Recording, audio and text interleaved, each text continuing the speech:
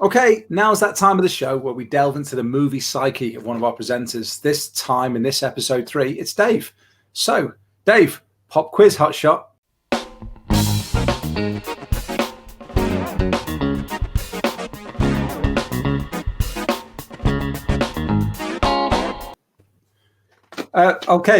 So Dave, have a think. What is the first film that you saw in the cinema? Right, okay. So when I was thinking about this, it occurred to me that the answer you gave was eerily similar to mine. I always tell people that the first movie that I saw in the cinema was Ghostbusters in 1984 when I was 6. That's the first one I really remember watching in the cinema. You poor boy, your parents never took you to the cinema before then. And I vividly remember seeing that movie, sat in Birkenhead Cinema, watching it through my fingers, most of it. And, it's still, one of my favourite movies of all time. But I had in the back of my mind when I was thinking about this question that I remember seeing a Disney movie or something when I was a kid. I just got these fragments of memories of kind of watching something Disney in the cinema when I was young. And it was something that you mentioned in your answer a few weeks ago. So I asked my older brother because I knew that he'd know. I thought it was the Lady and the Tramp, basically because my knowledge of Disney movies is pretty crap, to be honest.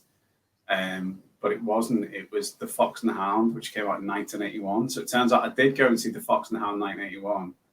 But I don't think I went to see another film in the cinema until 1984, which was Ghostbusters. So Ghostbusters is not my answer. I wish it was, but it's locked in the cellar between then and 79, 84 or 88. Unfortunately for me, it's The Fox and the Hound. I'm not a big Disney fan, but yeah. Okay, Dave. First, or not first, a movie fact or Easter egg that you'd like to share with us. Right. So I had a few of these. Okay, choose your best. Best one. Right. Okay. So I'm gonna talk. Whenever you're ready. I'm going to talk about Quentin Tarantino. So I'm a huge Quentin Tarantino fan as a director, but I think he's got this insistence of putting himself into his own movies, which is mainly terrible, with the exception of Reservoir Dogs. And some of his more recent movies, he decided to do the voiceover on like the Hateful Eight. I think there was another one he did the voiceover on. Django Unchained was particularly bad, playing the South African slave trader with a really dubious accent. But Quentin Tarantino was originally meant to play the role of Pai Mei, who's kind of the kung fu master. Yeah. Kill Bill. But due to his kind of directorial commitments, he ended up not doing it. And that role instead went to the same guy that played Johnny Moe, who's the leader of the Crazy 88. Gordon Liu, I think his name is. So that's my movie fact. Quentin Tarantino would have played Pai Mei and would have made it a much worse movie if that had been the case. Cool. Okay, Dave, first movie soundtrack that you bought. Right. So I'm going to start off by saying I didn't actually buy this. Okay, so question 4. First, it was a gift, but that's not the question. It's not a soundtrack. Awesome. So it's Ghostbusters. I received this as a Christmas present, presumably 1984 as well. And I love it. I feel there's a theme is here, it a full Dave. album, or is it single? It's just a 12-inch single. Okay. Obviously, I thought we'd want it. I don't even see that. Obviously, what you want is an instrument. Single birthday party. So I didn't buy that, so that's not technically the answer. Then why have you told us about it? It's valuable time. This. Sorry, Dave. So I only really remember buying kind of soundtracks from the 90s onwards, where I kind of started getting more and more into music and cinema as well. So the ones that I kind of dredged my memory to kind of think about the ones I remember buying. So I've got The Doors, which came out in 1991. Was that the sound? Did you buy the Doors soundtrack for the movie though, or was it just the Doors album? I think it was just an easy way to get a load of Doors songs. Like I should just put the best of the Doors, to be honest. Yeah, but they're all performed by Val Kilmer, so it's not going to be the same. Did he actually sing the vocals on the movie? I have no idea. I don't know if it's like Walk the Line with Joaquin Phoenix, but I don't think he did. So no, he did. So on the Doors soundtrack, it's all Val Kilmer. Yep. I don't know. You said that. I believed you. No, it's not. The other ones I remember, Singles, which was a Cameron Crowe movie. Amazing soundtrack, amazing music, which you and I were both particularly into. Alice in Chains, Mother Love Bone, Chloe Dancer. Yeah. Oh, if our listeners haven't and viewers haven't heard that song, just Google Mother Love Bone, Chloe Dancer, and it's got such a lovely transition from one part. It's got two distinct songs joined together. It's amazing. And those bands split, and we got Soundgarden and Pearl Jam from Mother Love Bone. And also Paul Westerberg, who I recall did some of the songs. Paul Westerberg with the Dyslexic Heart, is that it? The first track? Yeah. Wayne's World, 1992. Nice. Reservoir Dogs. I'll tell you what, I do remember you having that, Dave, because it had, the one thing I remember off that is you'd play this dead loud. It was Alice Cooper, Feed My Frankenstein was on the Wayne's World soundtrack. What tune that was? Feed My Frankenstein. I can't remember anything else on the album apart from that. So Reservoir Dogs, Pulp Fiction, quite predictable, and Forrest Gump as well. Yeah. Which has a load of kind of really good classic rock songs. It did. Jefferson Starship. That was the only one I can remember on there. But yeah, cool. Dave, first 18 movie you ever saw? Okay. Was it Ghostbusters? Yeah, how did you know? So I remember kind of my mum and dad being away and my brother bringing all his mates round and like piling into the front room and putting some movie on and kind of like rite of passage thing. You've got to sit there and watch it. And I remember kind of similar to Ghostbusters, watching it through my hands. I remember being a bit disturbed by it, but it was George A. Romero's Dawn of the Dead. Oh, yeah. Classic. It was a pretty full-on kind of grotesque zombie movie. I remember being pretty freaked out by it. I might have had a few nightmares after it as well, but I sat and watched it. I've watched it since then as well. It's a pretty cool movie. Okay, first film or TV show that made you cry. Right, well, this is really getting deep now. For everyone watching this, is getting right into the presenter's soul. So again, a movie that has been mentioned in previous answers. It was an answer to one of the other questions actually for you two.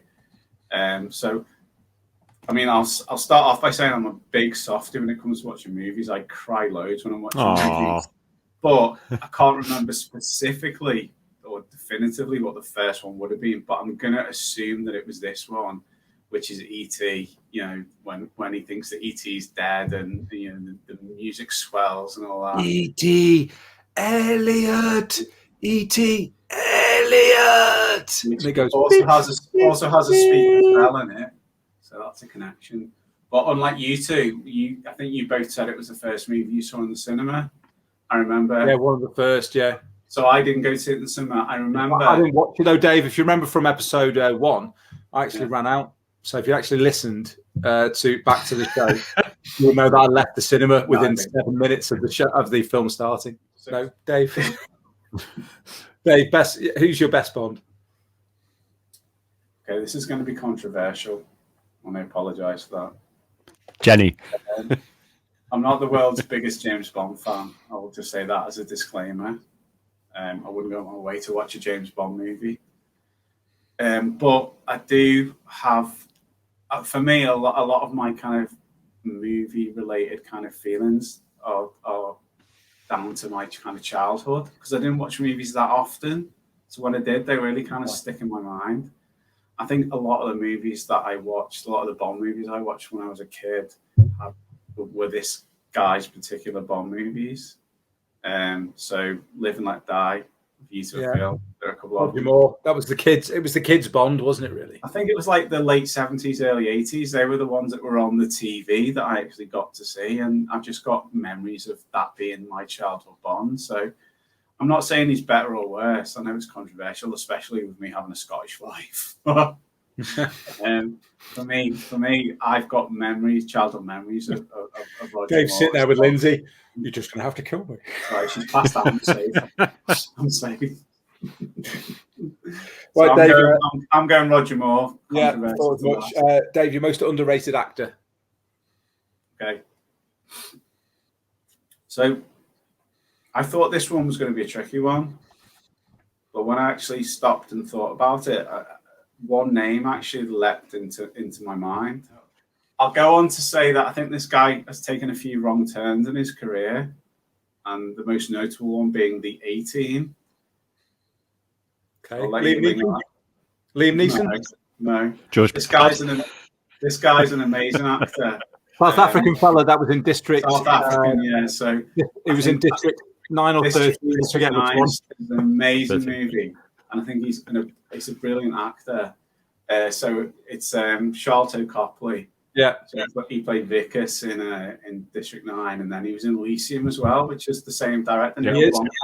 And he's Chappie and Chappie. Yeah.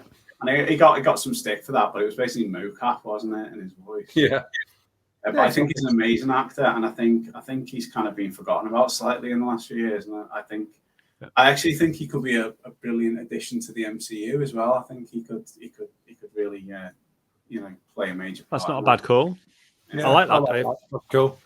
Right, okay. So name a sort of featuring song or soundtrack which really resonates with you. I think I know which one this is.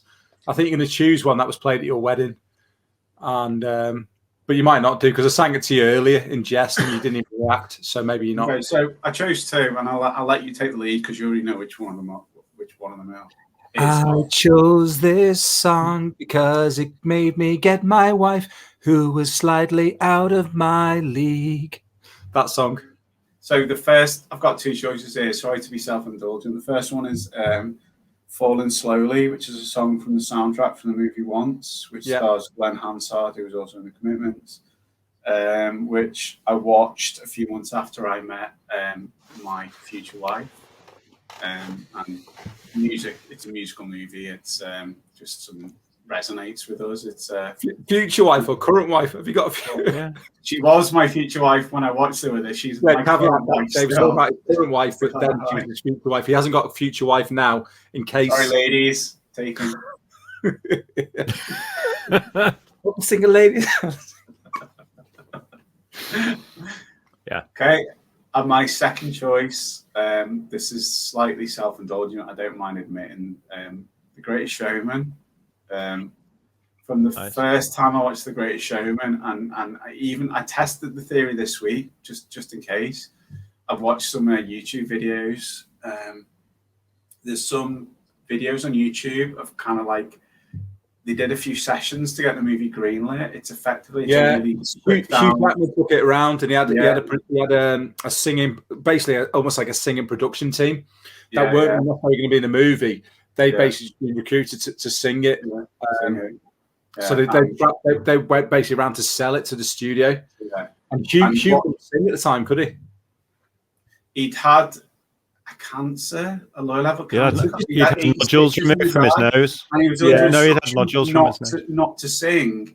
And he had a stand-in guy doing all the singing for the whole of the kind of talk. Is that talk through? Is that the right phrase? It was a sing through, wasn't it? But yeah, that's right. And he basically, you can see. I don't know if it's intentional, but you can see that he couldn't hold it in anymore. He had to sing. Drink champagne, kings and queens, politicians. There's my name. I'm watching this. Like, I watched this same video like a year ago, 2 years ago, whatever, and tears streaming down my face. And I watched it again this week, tears streaming down my face. And I don't know what it is about. I mean, I love the songs, but there's something about the spirit of that movie. It's about family. It's about hope. It's about the fact that you're stronger together. And I don't know what it is. I'm such a wimp when I watch that. We went to a couple. Can you harken back to answering question 4 again? Have you have we gone backwards? Do you think your answer what makes you cry? You've done a little quantum leap over to the. I didn't mean to. So that's my answer. That's the movie that makes me cry.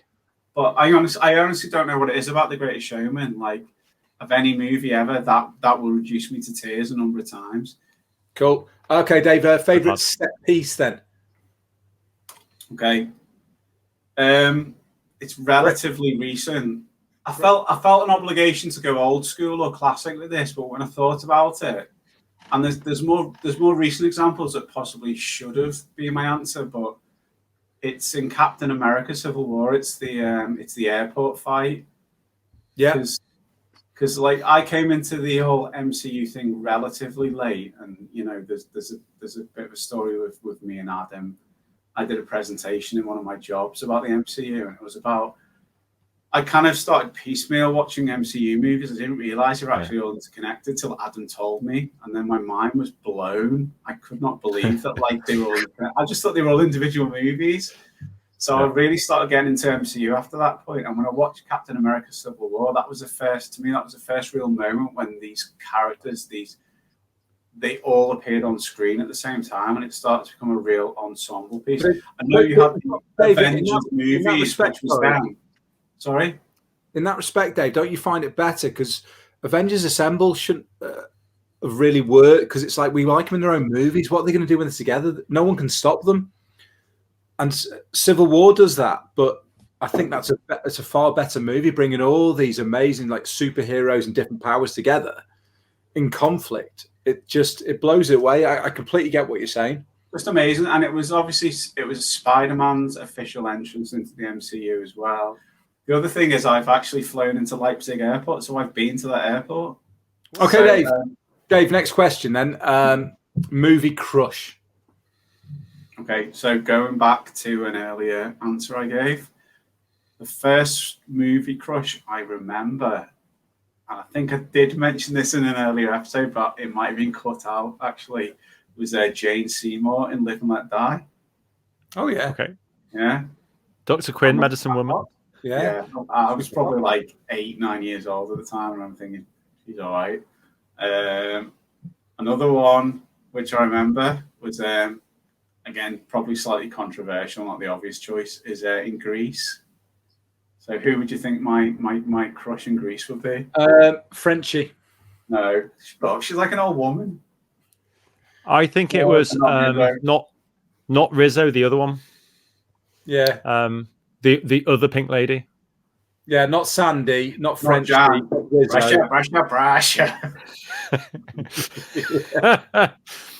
Yeah. Yeah, it was Marty.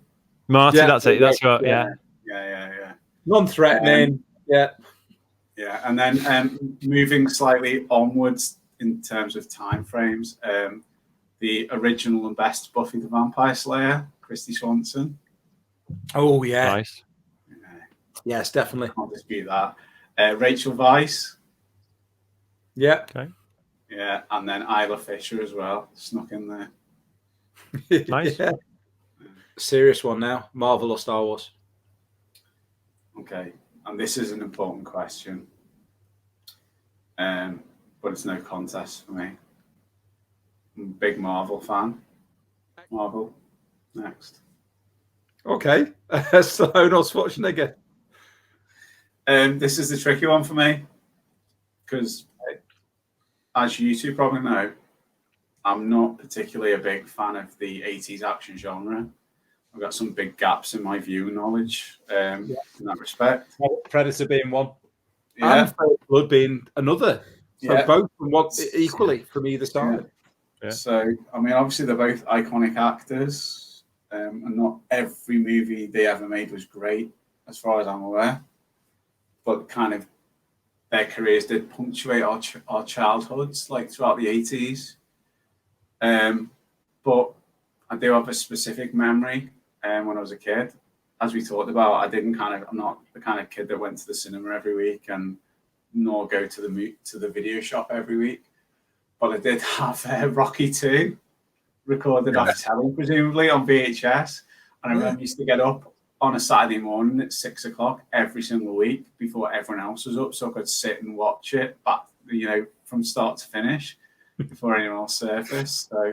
So for me, it's Stallone. I watched Rocky 2 so many times that videotape must have been worn out. But I wasn't a big Schwarzenegger fan. just the last 40 minutes. I mean, it was a proper choreographed fight scene, wasn't it? It was like a good, I'll be honest, lengthy fight scene. That decision each week would define my frame of mind. Do I sit and watch it from the start? Do I watch it from the training sequence? Do I fast forward it all the way to the actual fight itself? Yeah. How much time do I think I've got? Yeah. But I'd want to definitely see the fight at least. I used to watch that over and over again. Okay, Dave, tell us about a film that you've watched and you've never known anything about it beforehand. Okay. As with all my other answers, I sat and thought about this extensively. With the whole kind of advent of Netflix and all that, there's a load of movies. We're kind of bombarding continuously with movies. Give us a good one, though, because there's a lot of like chaff on there. There's good and there's the chaff, isn't there? Yeah, but you can look at the synopsis and it can draw you in. I think they've also got ratings on there as well, which can be not even a synopsis. So, Dave, you've known nothing about it. Yeah, well, okay, so I've got one. And I do watch a lot of movies that I don't know much about, and I do research movies after. Just not good movies like Predator and Rambo: First Blood, Trading Places. You know me, Louise. So the movie that I plumped for, and hopefully you've both seen this movie, is a movie called The Belko Experiment. Oh, cool! The what? Very cool. Very James Gunn.